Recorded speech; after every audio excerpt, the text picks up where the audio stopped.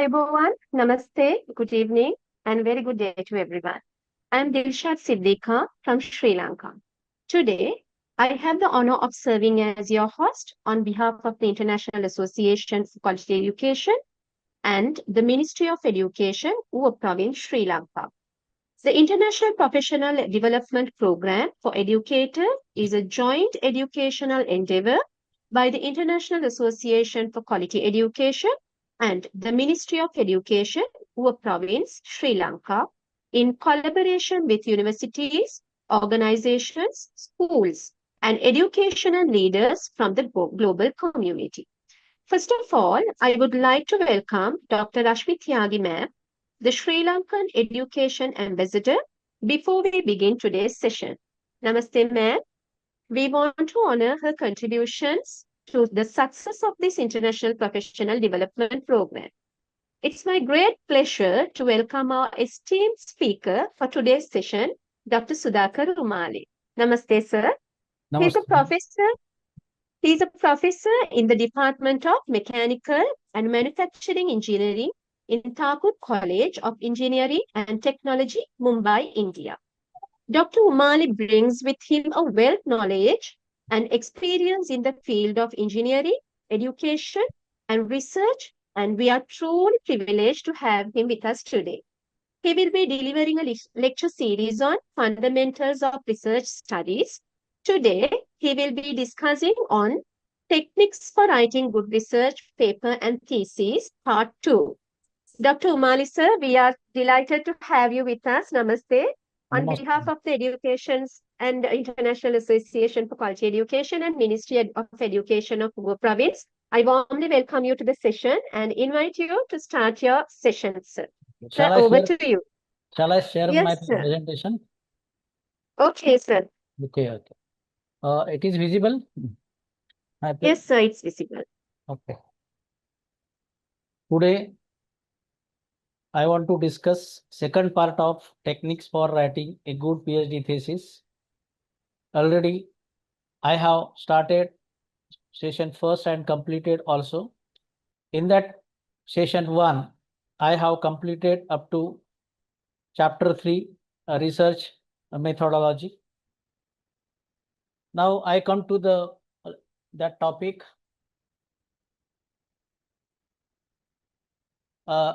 Now today I will start from chapter 4,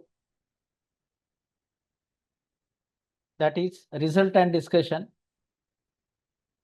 and I will explain how to write result and discussion in this chapter.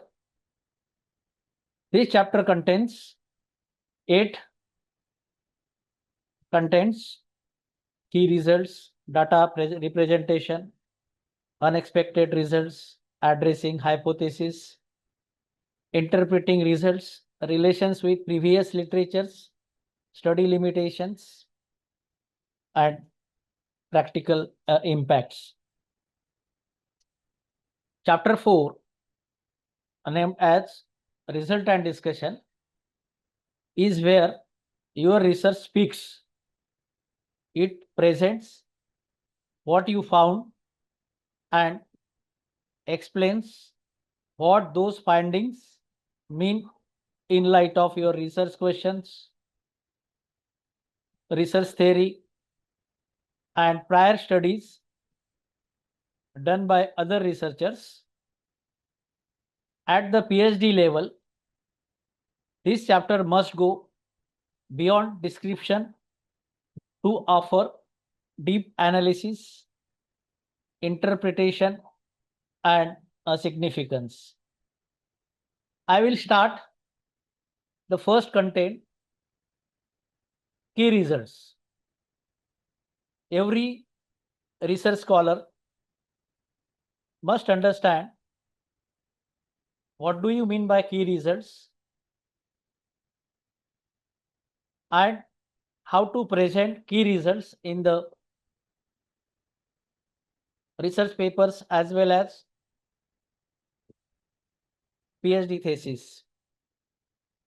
Key results present your main findings directly related to your research questions or hypothesis.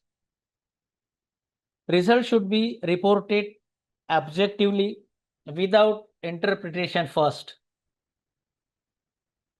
During writing results, we have to use clear structures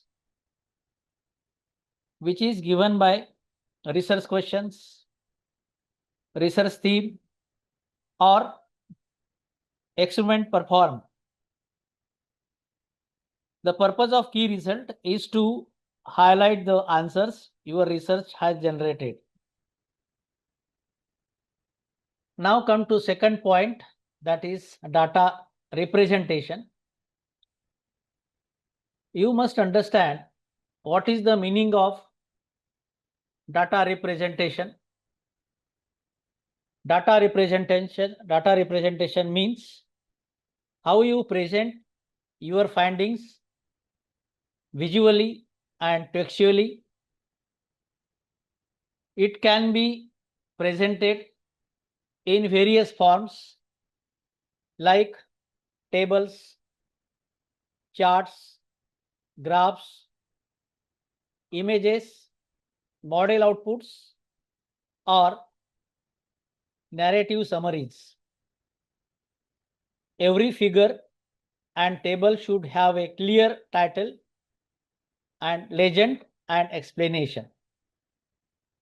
The purpose of data preparation is to make complex data clear, readable, and persuadable.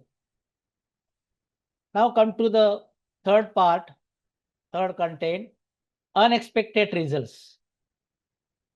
Sometimes some results we get, those results are unexpected. We have not imagined that results. Sometimes that results are obtained unexpectedly. These results are acknowledged findings that differ from expectations or research questions or hypotheses. Discuss possible explanations like methodological, contextual, or theoretical.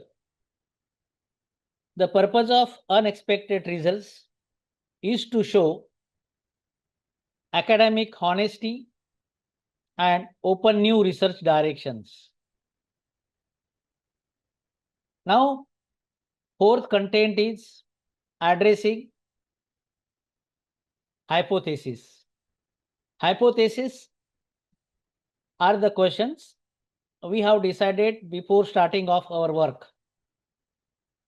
In addressing hypotheses and interpreting results, you can discuss whether your findings support, partially support, or contradict your original hypothesis or research questions. Interpretation means explaining why the results turned out as they did. The purpose of addressing hypothesis is to link raw findings with your research aims.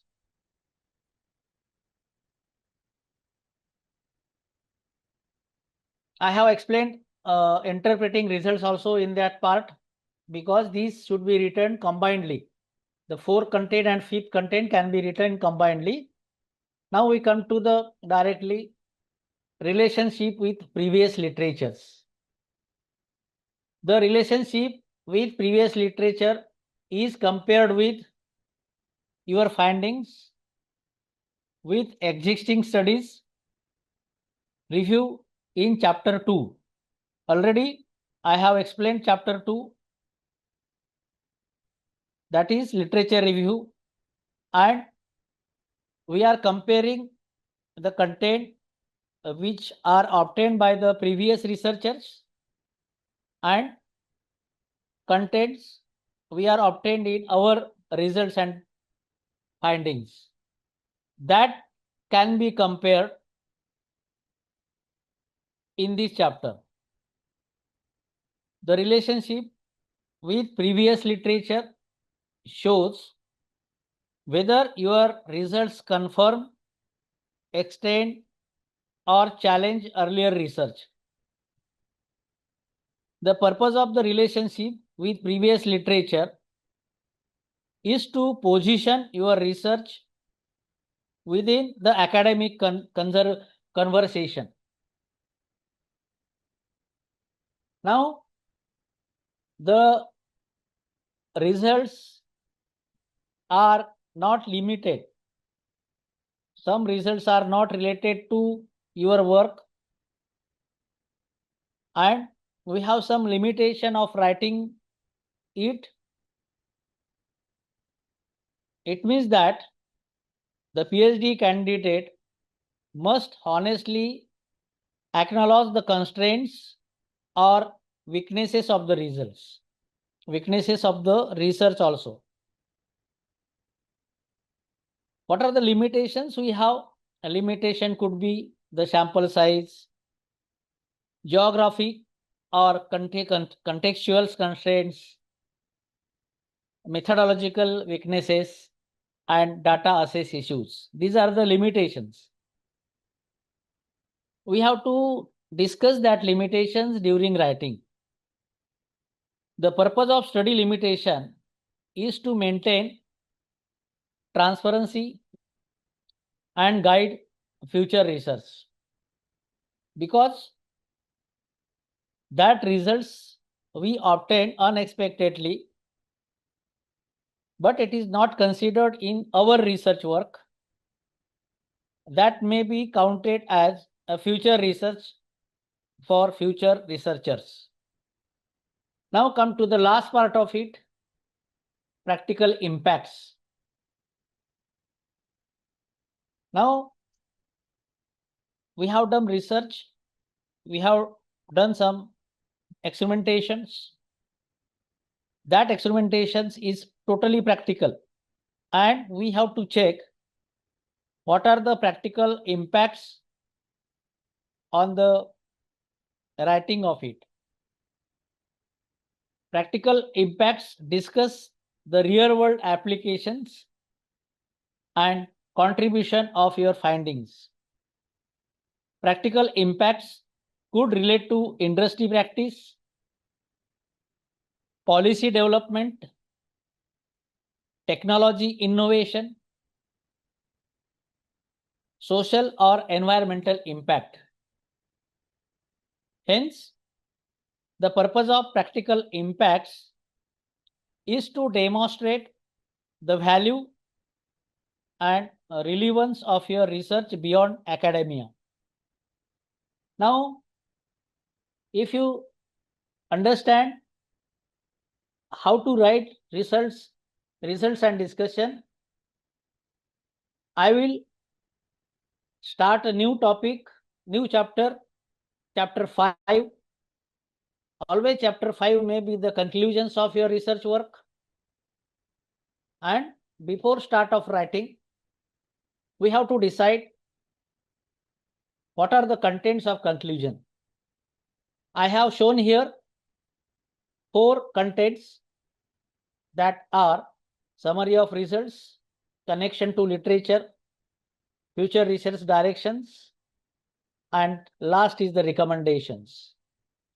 We'll discuss one by one very clearly. Always remember, chapter 5 conclusion is the final chapter of a PhD thesis. It brings your research journey to a close by summarizing what was done, highlighting its contributions, and pointing the way forward. And hence, it is my suggestion that conclusion should be concise, reflective, and impactful. Then come to the first content, that is summary of results. Summary of results summary of results is very important during writing. Summary of results will provide a concise recap of key findings from chapter 4. Earlier, I have discussed from chapter 4. We have to write concise writing of our findings from chapter 4, that is result and discussion. In the conclusion section, do not repeat all details from the result and analysis, just the main outcomes directly linked to your research questions or hypothesis. What to write in the conclusions? The portion which are really the outcomes directly connected to your research questions that you have decided in literature survey and hypothesis. The purpose of conclusion is to remind the reader of the most important contribution of your research. In this chapter, you have to write important contribution of your research.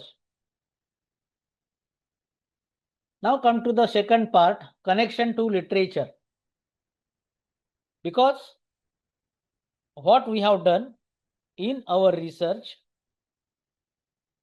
is always related to literature review you have done and written in the chapter 2, and hence conclusion shows how your findings relate to existing research discussed in chapter 2, that is literature review. In this conclusion section, we have to mention important highlights whether your results confirm, extend, or challenge previous theories or studies.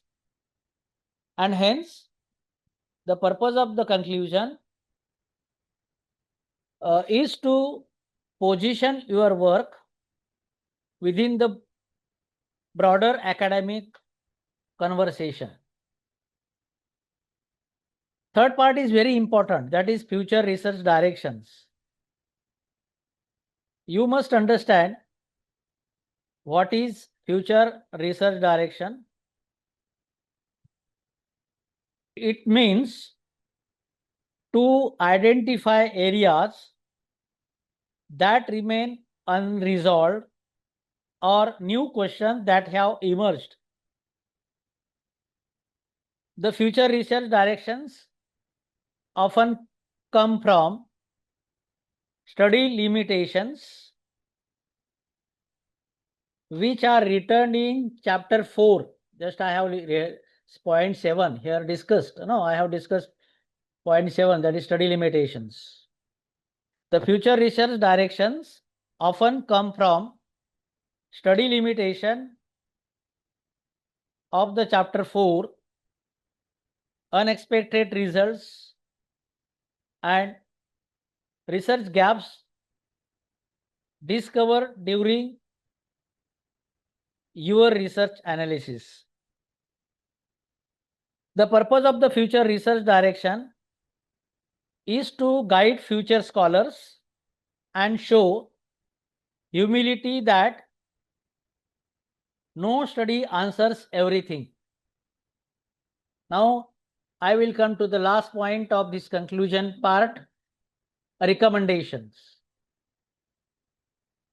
Recommendation provide practical suggestions for stakeholders such as industry, policymakers, and practitioners based on the findings of your research. Recommendation can also include methodological recommendations for future researchers. The purpose of recommendation is to demonstrate the practical and scholarly impact of your work.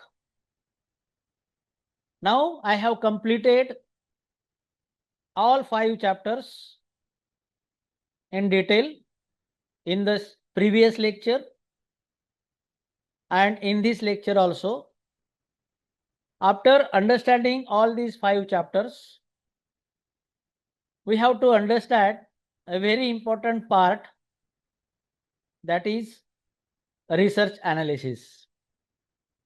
We will start research analysis, how it is done, how you explain your analysis in the research papers or thesis.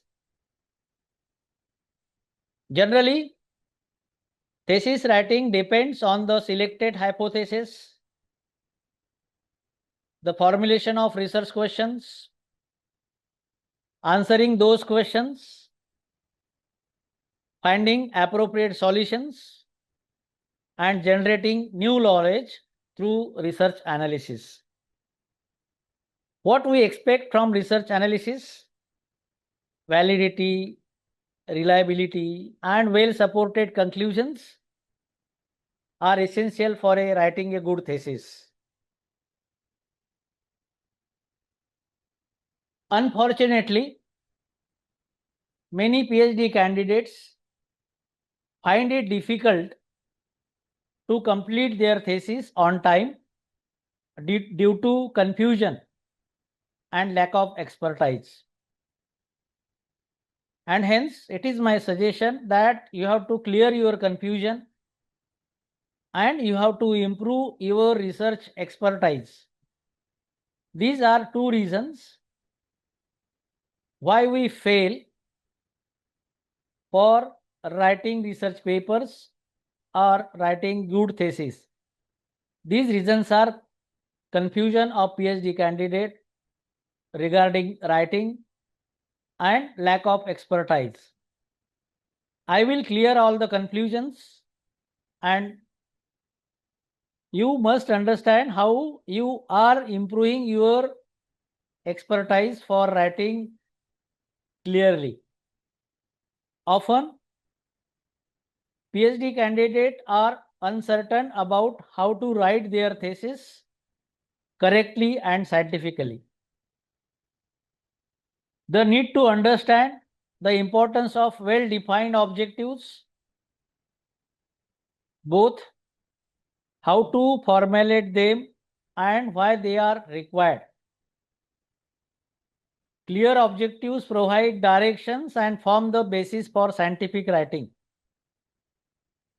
In next topic, I will explain how to write the objectives for research work.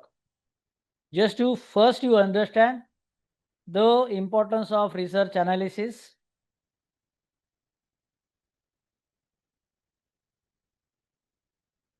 You may determine that quantitative analysis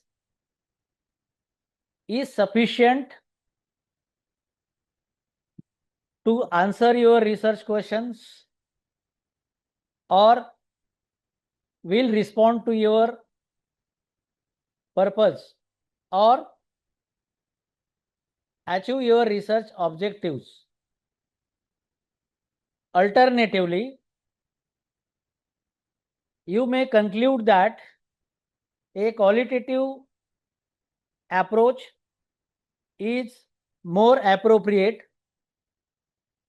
as it provides a deeper understanding of the topic and better addresses for your research purpose.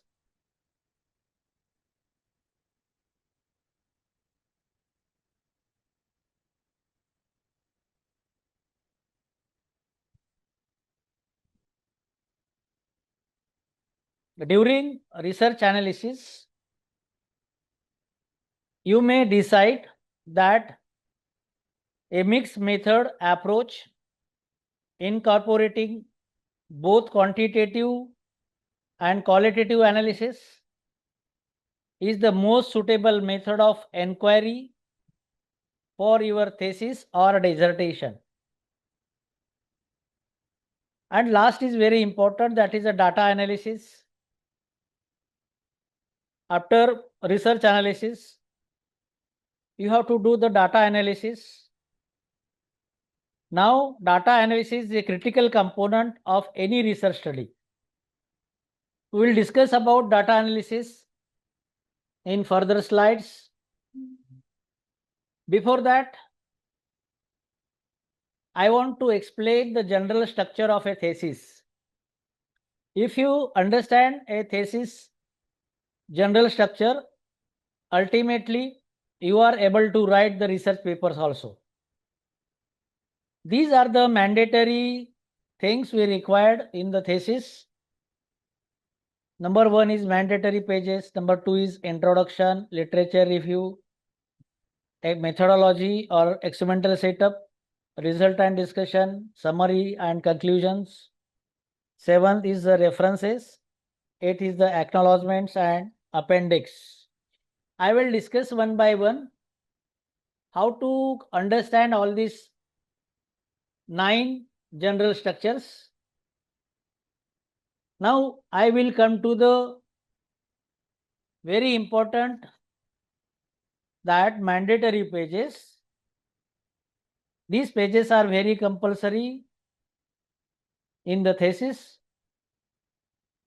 This includes a title page, dedication if you want, otherwise it is not necessary, declaration from you,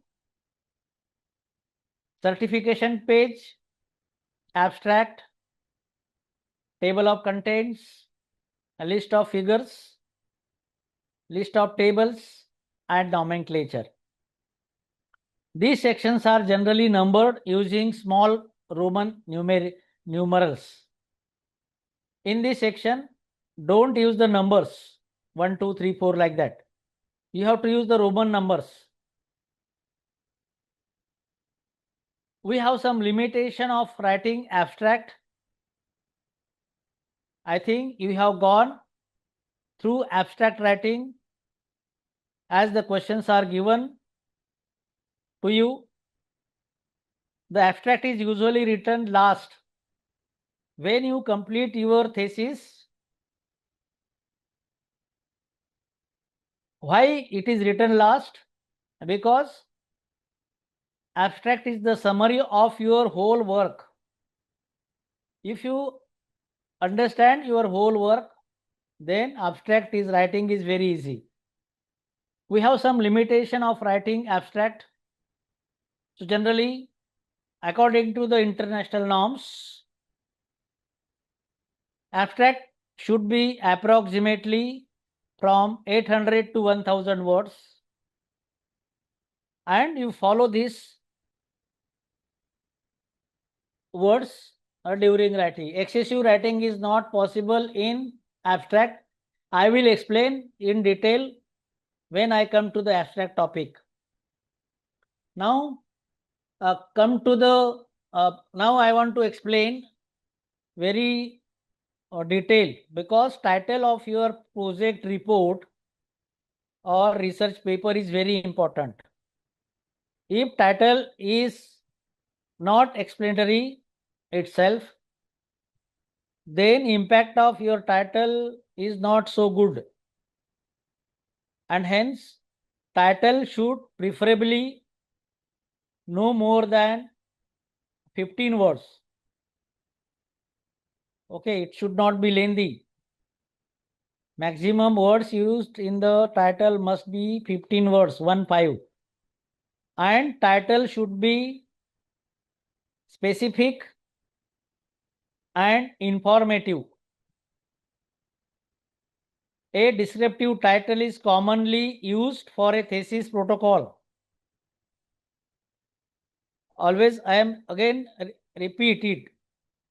Descriptive title is commonly used for a thesis protocol, and interrogative title, which presents the subject in the form of question should generally be avoided for a thesis protocol.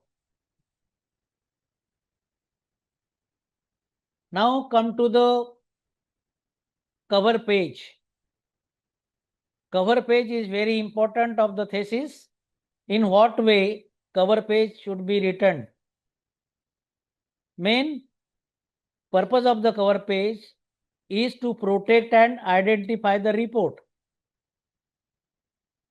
Cover page should include the title, the initials and surnames of the authors, the date, the name of the department, name of the university, and the university emblem. Title of the report must be chosen carefully. Already I have explained. I am repeating it again. The title of the report must be chosen carefully.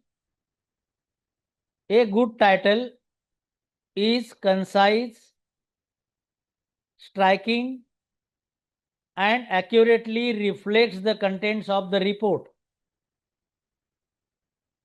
Now, after explaining title page and cover page, I will come to the very important part, that is how to write the abstract in the thesis. The abstract should generate enough interest to encourage the reader to explore your entire thesis while avoiding excessive details. It should provide a brief overview of the importance of your research topic, highlight the main issues addressed in your work, and indicate the general implications of your study.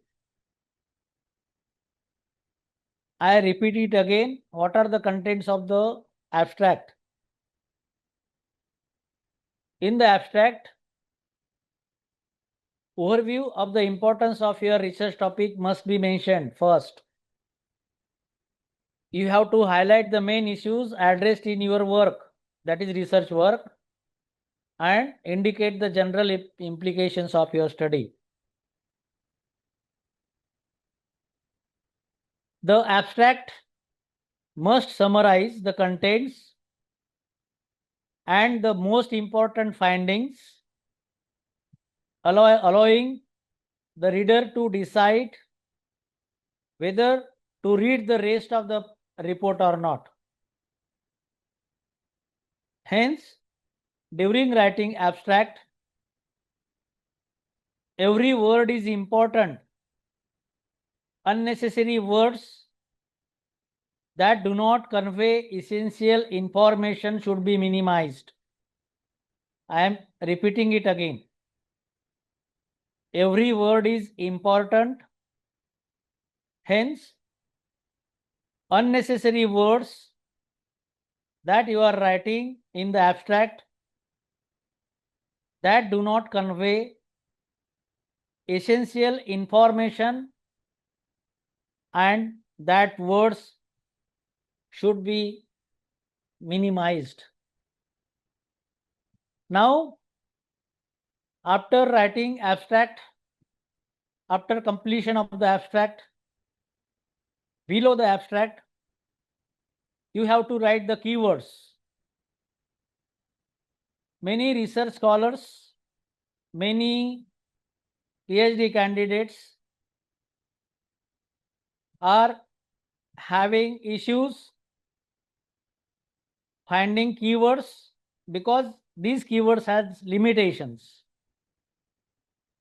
These keywords should be mentioned according to your abstract, and hence I want to explain some keywords that are important for framing your research problem,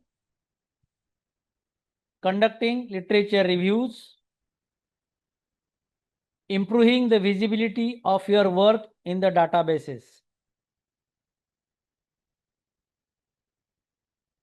Now, I have explained each and everything to you. And now you are considering report writing. Now, immediately you are starting your report writing. Always you remember before start of your report writing, what are importance. Here I have explained in this presentation. Before starting your chapters, you should generally complete the 5 contents. Title page. Title page includes your name, project title, department, institute name, and a statement such as you are writing statement in the title page in partial fulfillment of the requirements for the degree, whatever may be the degree, mechanical engineering, social sciences, like that. Abstract provides a summary of the study, including the research problem, purpose, brief discussion of the methodology, key results, and general conclusions. Now, third is the table of contents. The table of contents guides the reader to each chapters, sub-chapters, tables, figures, and appendix.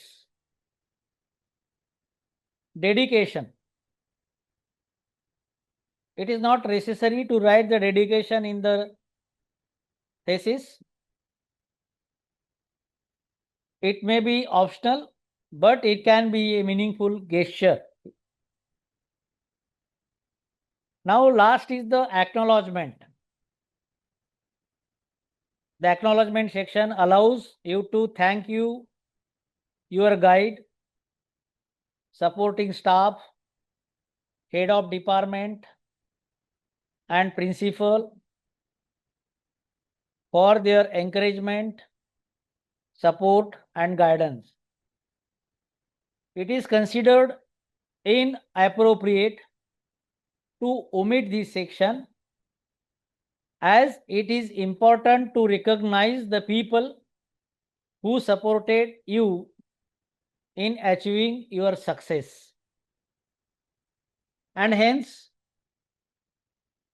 acknowledgement is very important. Acknowledgement sections may or may not be read by reviewers, but it is an essential part of the thesis, as it recognizes the contribution of everyone involved in your work. 6 is list of abbreviations. Here I will not explain you because of time limit, but it is the content of your thesis. Certificate that used, just you refer from the university where you are applying your research thesis. And last is very important, dictation of plagiarism.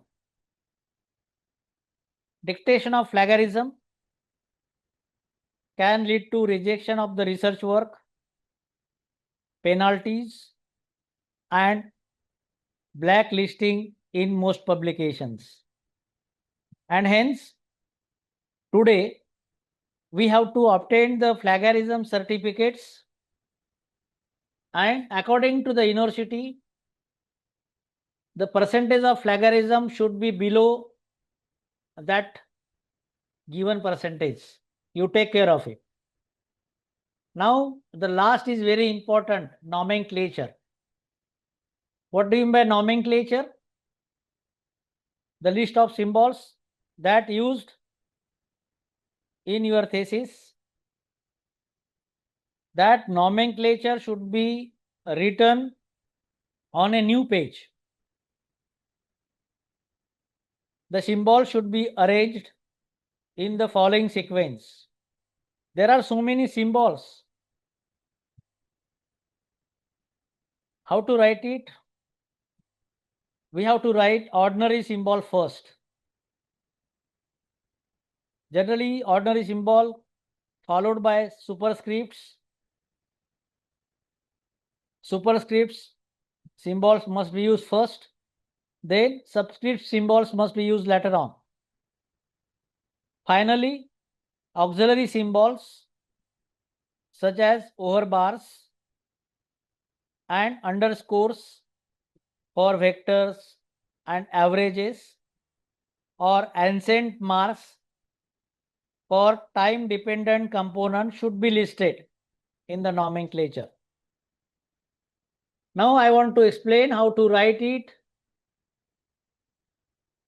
The following order, generally what nomenclatures, what words we are using in the nomenclature in the thesis? Roman letters. Roman letters should be written first. The Roman letters should be written in alphabetical orders with capital letters preceding lowercase letters. Let us say, if you want to write capital A, after that immediately small letters can be used. After that capital B, small b, like that. After that, sometimes in mathematical thesis, Greek symbols may be used in the thesis. That Greek symbols must be listed in the order of the Greek alphabet. What are the Greek letters? Alpha, beta, gamma, like that. So it is like ABCD in English language. Similarly, Greek symbols are the ABCD in the Greek language. It should be written in alpha, beta, gamma, like that, in serial wise, with capital letters preceding with lowercase letters. Later on, we have to write the numerical symbols in the nomenclature, which can be in the numerical orders. Once you understand the nomenclature, we'll start the next. I have explained all these things mandatory. These are called as mandatory things. It should be written everybody. Yeah, thank you, sir. Thank you so much. So we are going to conclude the session today. So I would like to thank and very grateful to Dr. Umali sir and also Dr. Rashmi Tyagi sir for giving us a very great knowledge to Sri Lankan teachers. So we would be looking forward another new session, a great session for us in the near future. So thank you so much and namaste to both of you, Dr. Rashmi Tyagi ma'am and Dr. Umali sir. Thank you so much and good night. Good night.